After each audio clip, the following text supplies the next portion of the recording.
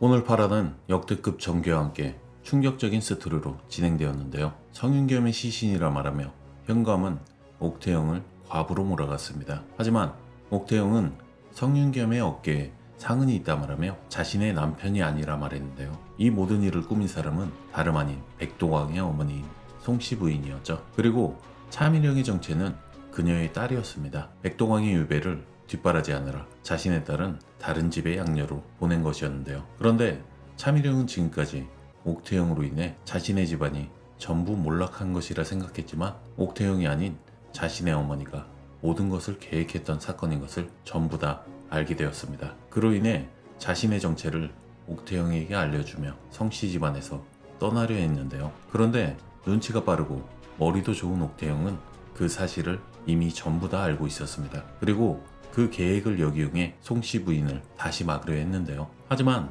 옥태영이 행한 그 행동은 지금까지 했던 행동 중 가장 큰 실수였습니다.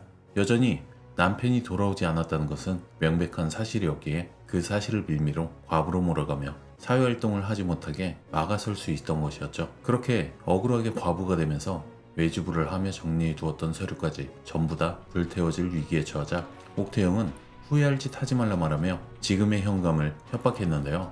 하지만 현감은 옥태영의 행동을 오히려 기회로 삼아 그녀를 옥에 가두어 버렸습니다. 그런 그녀가 과부로 몰리자 성도겸은 옥태영을 구하기 위해서 자신이 스스로 자신의 형인 성윤겸을 찾아 나섰는데요. 결국 오랜 시간 찾아 헤매던 중 청나라에서 성윤겸을 찾아내게 되었죠. 그런데 형님이라 부르자 자신을 부르는 것이 맞는 것인지 뒤를 돌아보는 장면이 나온 것을 보면 성윤겸은 기억을 잃은 듯한 모습처럼 보이는데요. 그만한 이유는 이미 드라마에서 나왔었죠. 성도겸이 자신의 형을 찾기 위해 청나라에 갔다가 성윤겸의 몽타주를 보여주며 혹시 보신 적 있냐 물었지만 오히려 두들겨 맞았는데요. 성도겸이 사람들에게 보여준 건 행방불명자 성윤겸이라 써있는 몽타주였습니다. 그런데도 그들에게 맞은 이유는 조선에서 도망친 사람을 찾는 줄 알고 그냥 다짜고짜 두들겨 팼던 것인데요. 그 말로 유추해보면 범죄를 저지른 많은 조선인들은 이미 청나라에서 살고 있음을 알 수가 있습니다. 그리고 성윤겸 또한 그들의 피해자 중 한 명이었던 셈인 듯 보이죠. 이미 성도겸을 습격한 인물들은 조선에서 도망친 사람들이 무리를 이루어 청나라에서 살고 있는 듯한 모습인데요. 처음 청나라로 향했던 양반집의 아들인 성윤겸도 마찬가지로 그들에게 당하고 돈을 뺏겼으며 그들의 폭행으로 인해 그 후유증으로 기억상실증에 걸린 듯한 모습처럼 보이는데요. 처음부터 옥태영을 봤음에도 불구하고 모른 척 했던 것은 사실은 모른 척 했던 것이 아니라 진짜로 몰랐던 것이었죠. 하지만 성도겸과 마주했을 때 자신의 이름을 윤겸에게 말하자 반사적으로 잠시 그의 이름에 반응했던 것 뿐인 듯 보이는데요. 성윤겸이 말을 하지 않았던 이유는 과거에 처음 청나라에 왔을 때 조선인의 언어를 사용하자 이미 청나라에 자리를 잡고 있던 사람들이 자신을 폭행했던 기억을 떠올렸기 때문인 듯 보입니다. 그리고 이제는 자신의 과거를 잃고 청나라의 사람처럼 살아왔을 수도 있을 것입니다. 이미 많은 분들이 알고 계시듯 윤겸과 천승희를 구분하는 방법은 볼에 있는 점으로 구분을 하는 것입니다. 그런데 도겸과 마주한 장면에서 그의 앞에 있는 사람은 볼에 점이 없었기에 분명 윤겸이 확실해 보이는데요. 그 다음 장면에서 도겸의 옆에 청나라 사람이 등에 무엇인가 새기는 장면이 나오는데요. 그 인물은 볼에 점이 있기에 다름 아닌 천승희임이 확실합니다. 도겸이 자신의 형을 찾았지만 데려갈 수가 없는 상황임을 인지하고 천승희에게 부탁을 한 듯 보이죠. 자신의 형의 대형 역할을 해달라고 말입니다. 이미 옥태영과는 인연이 깊다는 것을 알고 있었고 최근에도 옥에 갇혀 지내던 천승희를 옥태영이 외지부를 자처해 옥에서 꺼내주었다는 사실도 알고 있었기 때문이죠.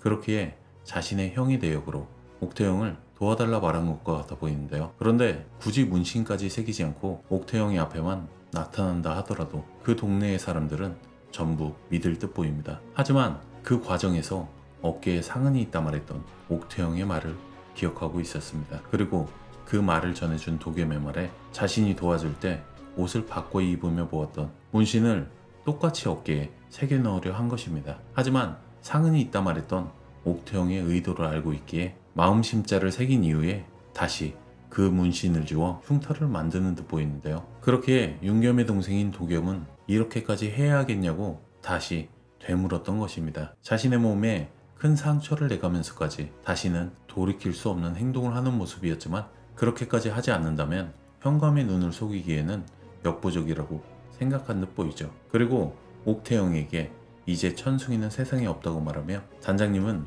청나라로 가는 배에서 돌아가셨다 말하는 만석이의 모습이 나오는데요. 하지만 그 말의 의도는 이제 정기수의 천숭이는 세상에 없다고 말하는 듯한 모습입니다.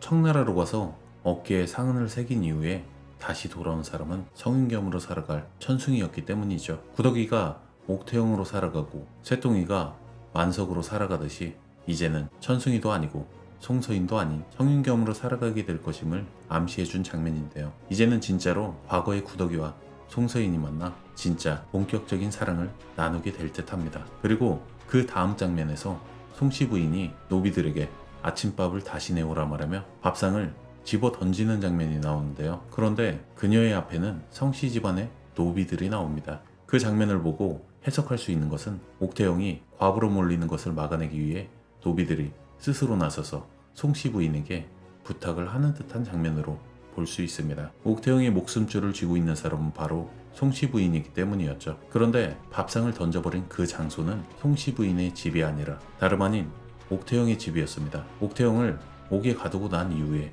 송씨 부인이 들어와 자신이 그 집안의 안주인처럼 행동하는 듯한데요. 송씨 부인의 좌우에 있는 글자는 옥태영이 서 있던 곳의 글자와 동일하기에 같은 곳임을 알 수가 있습니다. 현재 성도겸은 청나라로 갔고 그의 아내는 자신의 딸인 차미령이었기에 옥태영이 없는 집안에 들어가 마치 자신의 집처럼 행동하고 그 집안의 노비들 또한 자신의 노비인 것처럼 부리는 행동을 보여주었는데요. 그렇게 끝동이가 분명 복수하러 온 것이라 말한 것이죠. 하지만 송씨 부인의 행동은 곧 돌아올 성윤겸의 대역인 송서인으로 인해 완전 반대로 뒤바뀔 듯합니다. 지금은 다시 예전의 모습을 되찾은 듯 보이지만 오히려 이로 인해 지금의 옥태영처럼 옥살이를 할 것만 같습니다. 그리고 송씨 부인은 그뿐만이 아니라 청나라로 갔다가 다시 돌아온 성도겸을 살해하려는 계획을 세운 듯한데요. 독약을 국에 타서 살해하려 했으나 먼저 식사를 확인한 차미령으로 인해 은수저의 색이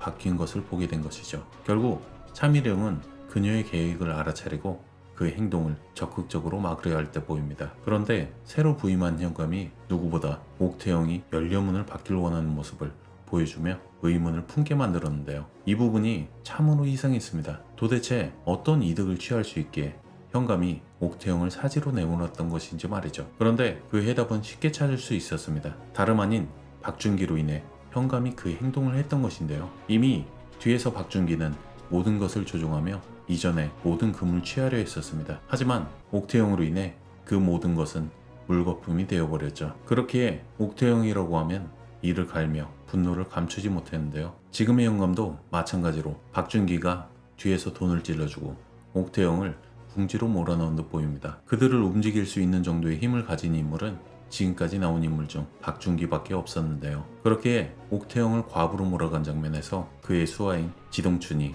그녀의 앞에 나타난 것일 듯 보입니다. 그들의 폭력에 어쩔 수 없이 3년상을 치르는 옥태영의 앞에 다시 성윤겸의 모습으로 나타난 송서인으로 인해 판도가 어떻게 바뀔지 벌써부터 기대가 됩니다.